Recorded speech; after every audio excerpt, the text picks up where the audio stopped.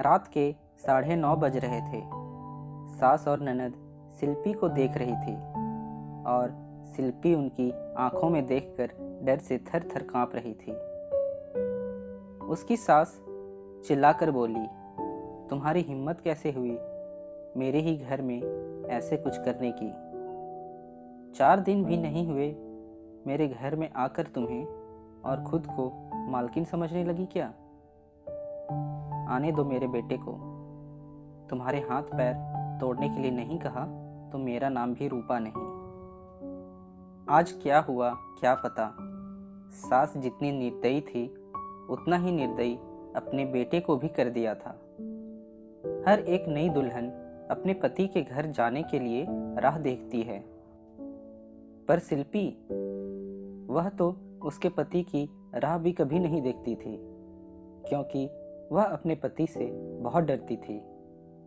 मन ही मन में भगवान का जाप जप रही थी कि उसका पति आज घर पर आए ही नहीं। पर जब तक उसका पति घर पर ना आए तब तक उसे उसकी सास खाना नहीं देगी। इतनी निर्दयी उसकी सास ने रसोई घर को ताला लगा रखा था।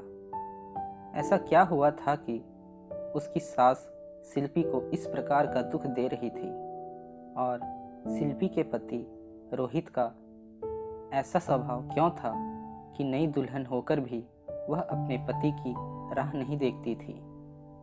शिल्पी की शादी रोहित से 4 महीने पहले हुई थी। शिल्पी के माँ बाप नहीं थे। 12वीं की पढ़ाई होते ही उसके चाचा चाची ने उसकी शादी करवा दी।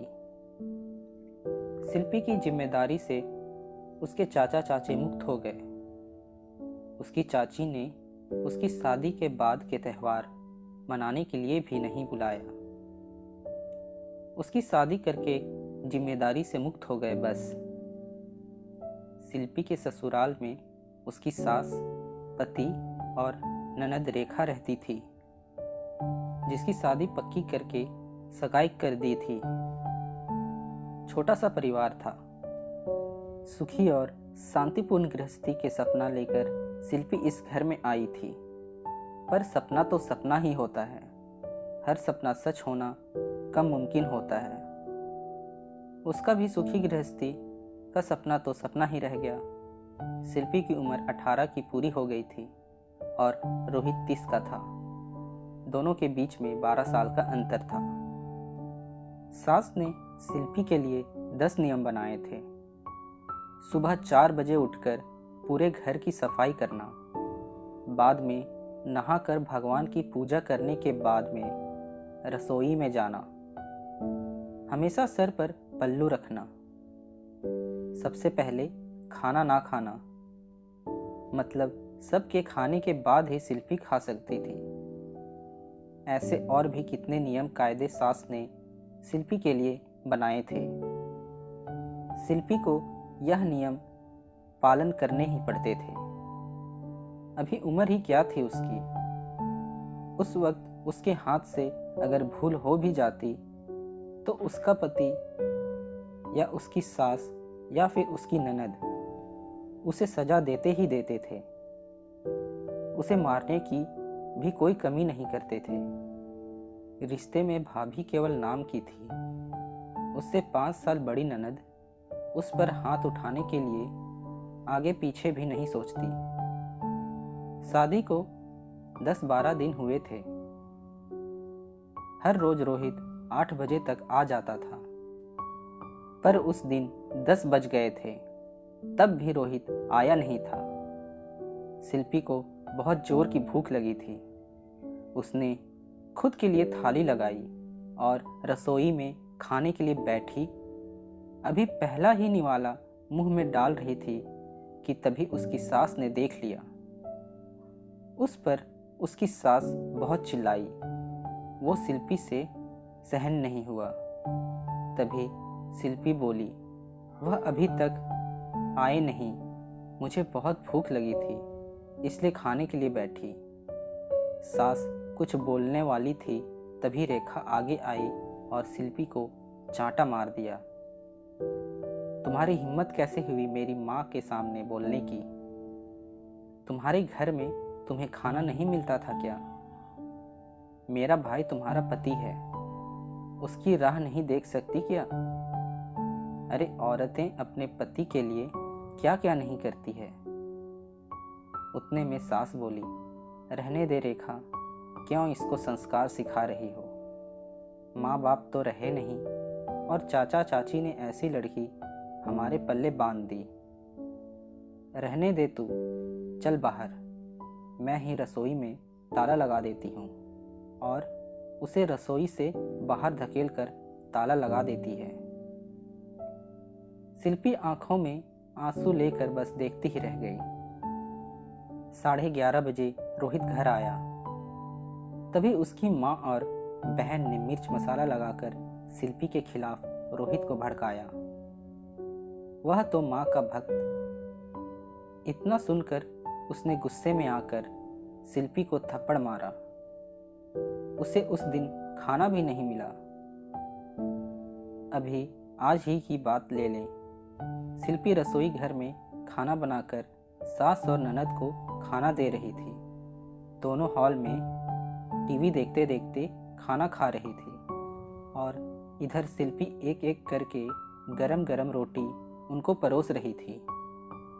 आज सुबह शिल्पी को सिर्फ एक ही रोटी उसकी सास ने खाने को दी थी। शिल्पी को बहुत जोर की भूख लग रही थी, पर रोहित तो 10 बजे के पहले आने वाला नहीं था और शिल्पी को भूख सहन नहीं हो रही थी। सास और ननद का खाना खाने के पहले, रसोई घर को ताला लगाने से पहले शिल्पी ने जल्दी से रोटी अपने पल्लू में बांध कर रख ली। जब माँ बेटी का खाना होने के बाद उन्होंने शिल्पी को बाहर निकालकर रसोई घर पर ताला लगा दिया और दोनों अपने अपने रूम में आराम करने के लिए चली गई। उसने पल्लू में बंधी हुई रोटी निकाली और रोटी वैसे ही बिना सब्जी के खाने लगी। रोटी खाते खाते उसकी आंखों में आंसू बह रहे थे। उसका स्वाभिमान इस बात के लिए रजामंदी नहीं दे रहा था, लेकिन क्या करें, यह भी उसे समझ आ रहा था। ठीक उसी समय सास कोई काम के लिए उधर आई और उसने शिल्पी को रोटी खाते हुए देख लिया। बस फिर क्या, तमाशा चालू हो गया और उस वजह से शिल्पी भगवान से प्रार्थना कर रही थी कि रोहित घर पर आए ही नहीं। क्या पता आज वो क्या करेगा। शादी के बाद इनके ही सामने खाना खाया था, तब भी थप्पड़ मारा था, पर आज तो रोटी चुरा कर खा रही थी। थोड़ी देर बाद रोहित घर पर आया तो शिल्पी का दिल जोर जोर से धड़कने लगा। डर के मारे पसीने से भीग गई। कुछ ही मिनटों बाद अचानक से रोहित की जोर से आवाज आई, शिल्पी जल्दी बाहर आओ। शिल्पी डर कर थर थर कांपते हुए बाहर आई। देखा तो सास अभी भी शेर की तरह उसकी तरफ देखकर गुर्रा रही थी।